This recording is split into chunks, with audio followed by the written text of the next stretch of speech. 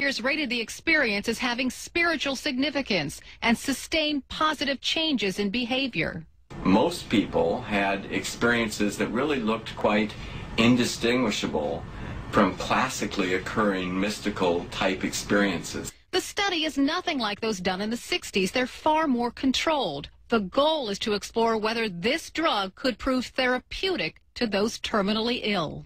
Volunteers who are under psychological distress secondary to a cancer diagnosis. And the thought here is that an experience of this type, primary mystical experience, might well alter the course and the perception that the individual has of their disease process and quality of life.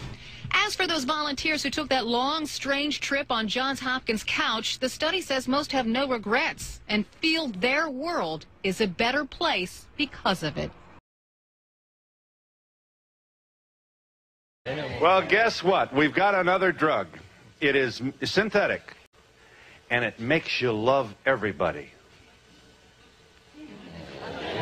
It's called ecstasy. Now, who doesn't want to take ecstasy? You know, when I think about it, that first time, it was like 2.5 hours of complete and utter rest. Rest from worry, rest from anxiety. You can walk up to perfect strangers and have a conversation with them like you've known them your entire life. You smile at people and they smile back. Like, you just feel like part of something, like everyone loves you and you love everyone else. My 19th birthday party, I had like 15 of my closest friends, and we all did it, and we all just sat in a room and just bonded, and everybody like opened up and shared and gave massages to each other, and it was still, if I look back, probably the best birthday I've ever had. This morning, the Drug Enforcement Administration is announcing its intention to place the drug known as MDMA, or by the street name ecstasy, under emergency controls in Schedule 1. I've taken MDMA 100 times over the last 20 years. I feel fine. There are millions of people who have taken MDMA and don't obviously look brain damaged. Somehow in our culture, we've developed this belief in science so much so that we ignore the evidence in front of our own eyes. When I read some of the stuff that's printed by the government these days about ecstasy, I just laugh. I just break up laughing. I mean, you know, I've read that one pill can cause Parkinson's disease and things like this, and it's like, wow, I know thousands of people that have taken thousands of them, and I don't know anybody who had Parkinson's disease. I mean, it's embarrassing to be in your 30s and be afraid to go into your house, you know, or to be alone in your house. She was diagnosed with post-traumatic stress disorder, but nothing helped her until she met Dr. Michael Mithoefer, who was researching MDMA as a part of therapy. MDMA, of course, is better known by its street name, ecstasy. Take a look here, at least 99 different types of pills, as you see right there. When taken, it causes the brain to be flooded with neurotransmitters, especially serotonin, and that's the key to our moods and our emotions. Some doctors say it's the well-known effects of ecstasy: open alertness, euphoria, calmness, that could prove useful when it comes to therapy. Mithoefer's pilot study involved 21 patients. Those getting MDMA with therapy saw more improvement in their mental well-being than patients who got a placebo. Just as important, there were no major side effects. Some illicit ecstasy users run into problems like a rapid heart rate and depression. I'm excited that we got this kind of result, but it is only a first step. Did it work? Oh, I'd say absolutely. I'm just going, wow, I can't believe I have this in my head. I can't believe it's in me. I had recurrent dreams since I was a little kid. It's like I'd be walking through a house and the lights would turn out, and then this force would overwhelm me. After the MDMA, I fought it once, and it never happened again. 4 years since the last MDMA session. The nightmares are gone. I don't think there's any doubt that some people have been scared away from MDMA use by what they've been told. They saw that picture of holes in the brain and they said, okay, not my brain. So I think that the, if you will, the propaganda effort has had its impact. The U.S. government's claim that ecstasy causes devastating, irreversible brain damage was a dramatic exaggeration of the risk. And remember Dr. Riccardi's 2002 study, the one that claimed humans could develop Parkinson's disease from one common recreational dose of ecstasy?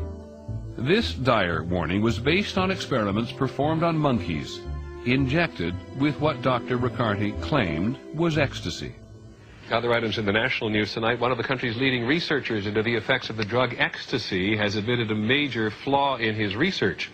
Dr. George Riccardi of Johns Hopkins University has retracted a study published last year which claimed that a single night of using ecstasy can cause serious brain damage and even Parkinson's disease.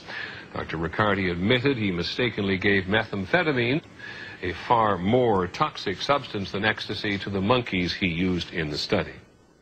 The government has been determined to stop the spread of ecstasy by making dramatic claims about brain damage that are exaggerated and unconvincing. And the ecstasy users we talk to are simply not listening.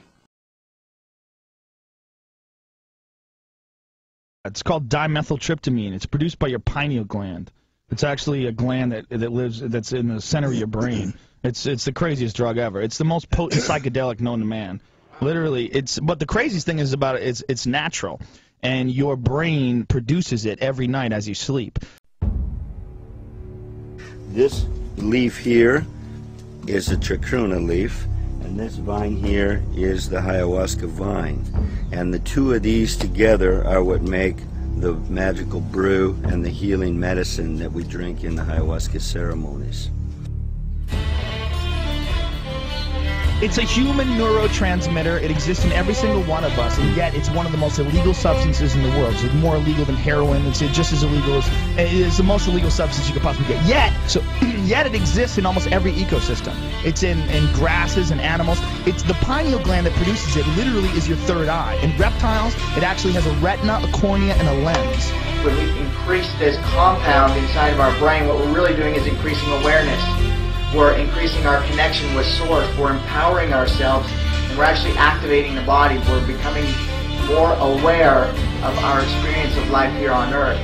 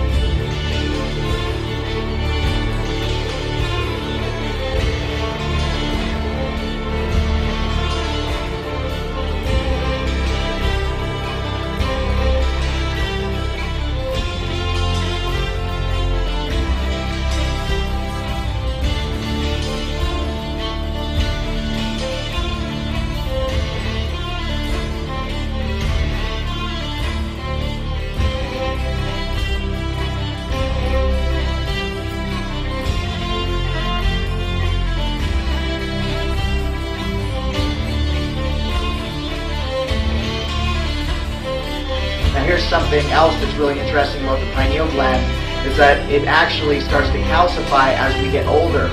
But the calcification is actually caused from the fluoride that's in water. That's right, the very tap water that you drink.